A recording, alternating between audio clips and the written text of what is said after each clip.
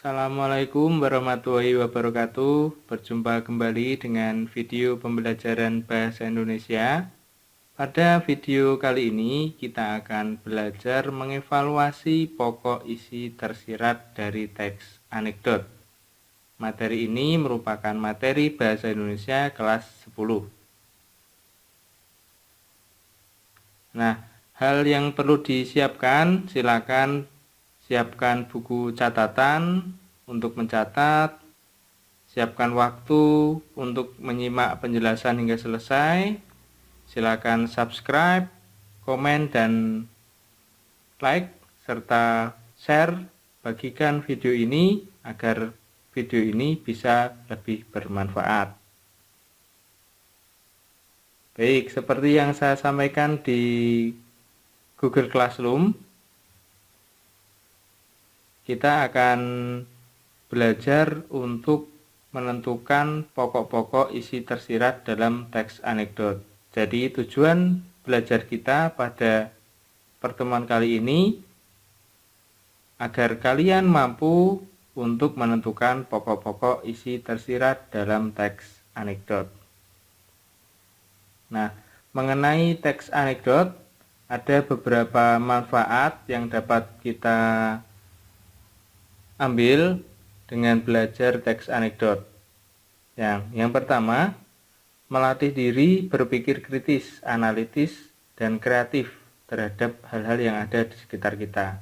Karena bahan untuk menulis cerita anekdot itu ada di sekitar kita, di lingkungan kita. Tinggal kita mampu mengkritisi dan menganalisis beberapa hal masalah yang ada di sekitar kita itu. Yang kedua, mengasah kemampuan menuangkan ide dan imajinasi dalam bentuk cerita.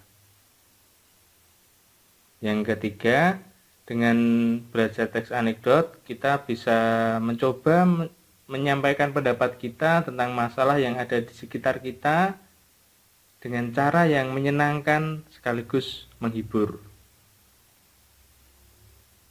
Baik, untuk lebih memahami teks anekdot, silakan bisa disimak, dicermati gambar yang saya tampilkan. Apakah kalian pernah melihat gambar seperti yang saya tampilkan ini? Mungkin di media cetak, di media sosial, ada gambar-gambar yang beredar seperti yang saya tampilkan. Bisa berupa karikatur, bisa berupa meme, ataupun komik.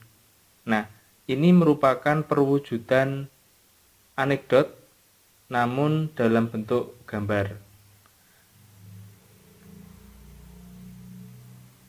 Yang kita pelajari pada pelajaran Bahasa Indonesia tidak berbentuk gambar, namun berbentuk cerita.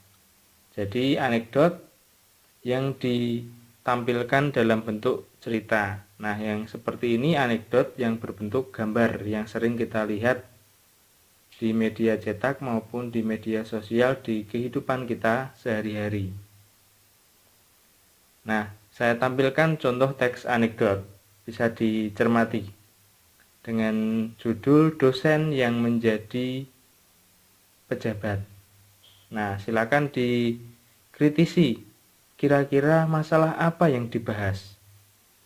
Lalu, adakah bagian yang lucu atau mengesankan dari cerita ini? Terakhir, adakah kritik yang disampaikan? Nah, saya kira kalian sudah menebak-nebak isi masalah atau bagian yang lucu ataupun kritik yang disampaikan setelah membaca cerita anekdot dosen yang juga menjadi pejabat ini. Nah, jika kita simpulkan, pokok isi tersirat ada 3 hal yang perlu kita cermati. Yang pertama, permasalahan yang dibahas, unsur humor atau letak kelucuan dari cerita tersebut. Terakhir, ada atau tidak adanya kritik yang disampaikan. Nah, bisa disimak ini penjabaran pokok isi tersirat dari teks anekdot yang saya tampilkan tadi.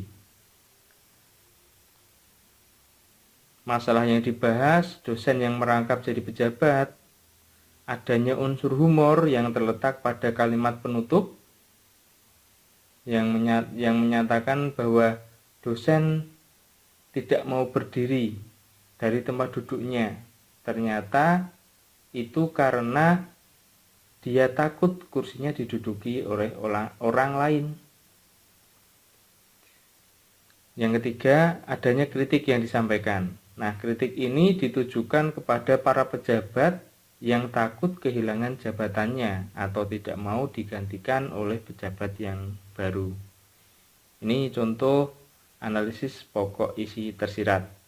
Dengan menganalisis seperti ini, kita bisa menyimpulkan bahwa pengertian dari teks anekdot adalah cerita singkat dan lucu yang digunakan untuk menyampaikan kritik melalui sindiran terhadap kejadian yang menyangkut orang banyak atau perilaku tokoh publik. Nah, kita jabarkan lagi dalam karakteristiknya. Teks anekdot merupakan cerita singkat, menarik, lucu, dan mengesankan. Nah, ini yang perlu kita cermati, biasanya cerita anekdot itu berkaitan dengan orang penting atau tokoh publik, ataupun kejadian atau permasalahan yang menyangkut orang banyak.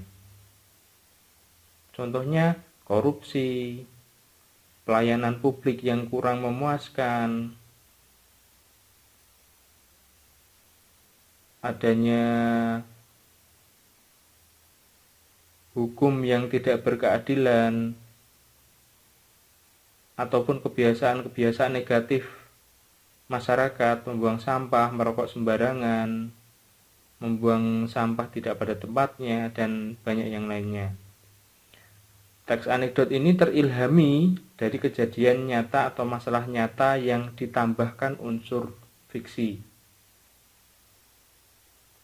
Yang selanjutnya, anekdot itu akan mengandung makna tersirat untuk menyampaikan sindiran atau kritik agar orang yang dikritik tidak mengulangi kesalahan yang sama. Selanjutnya, teks anekdot punya fungsi komunikasi. Jadi teks anekdot ini bisa kita gunakan sebagai sarana untuk menyampaikan kritik terhadap kejadian yang menyangkut orang banyak atau perilaku tokoh publik. Teks anekdot juga bisa jadi wahana ekspresi yang berhubungan dengan ketidakpuasan, kejengkelan, kemarahan, dan sebagainya. Jadi kita bisa mewujudkan ekspresi ketidakpuasan kita terhadap suatu hal, pelayanan publik, atau hal-hal masalah yang di sekitar kita bisa menulis teks anekdot. Selanjutnya, fungsi yang lain, anekdot bisa jadi bahan hiburan, analogi, perbandingan, atau contoh untuk menjelaskan sesuatu. Nah, ini juga digunakan untuk hal penarik perhatian. Nah, itu saja sekiranya yang bisa kita sampaikan. Materi pertemuan pada kali ini cukup singkat. Jika ada hal yang kurang jelas, ada pertanyaan, bisa disampaikan melalui Google Classroom atau WhatsApp group seperti biasanya. Semangat, selamat belajar. Saya akhiri. Wabillahi taufik wa hidayah. Wassalamualaikum warahmatullahi wabarakatuh.